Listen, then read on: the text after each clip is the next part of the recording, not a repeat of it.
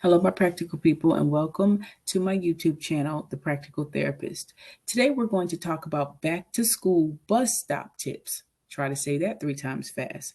Again, the title of this video is Back to School Bus Stop Tips to Target Language Concepts, presented by me, LaShanya LeCount, aka The Practical Therapist.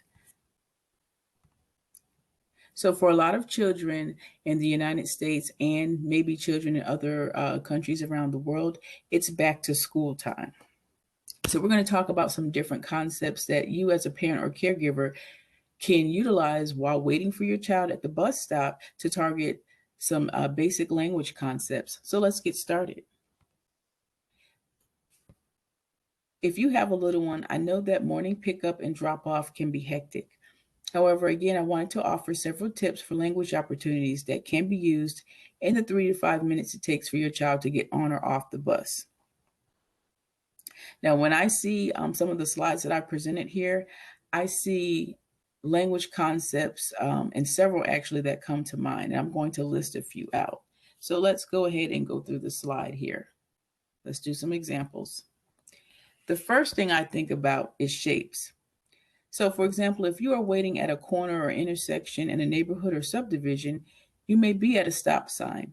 This would be a great opportunity to point out that a stop sign is an octagon with 8 sides, and you as the parent can count the 8 sides with your child to make your point. As you wait with your child, you can also talk about how the school bus has a stop sign that comes out on the side of the bus to tell people in cars and trucks to stop so that kids can get on the bus safely. You could also discuss the wheels on the bus being round like a circle or the windows being square or rectangular shaped, depending upon the shape of the windows.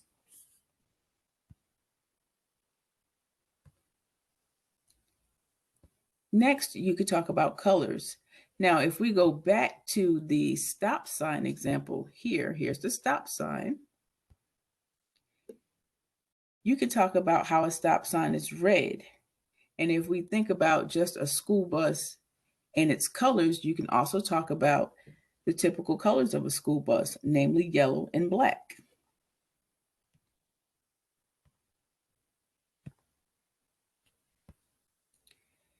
Now let's talk about counting. Let's say it's just you and your child waiting for the bus at the bus stop. You can play a counting game where if more parents and their children come to the stop to wait, you can count people as they come. And lastly, you can talk about vehicles in the context of categorization.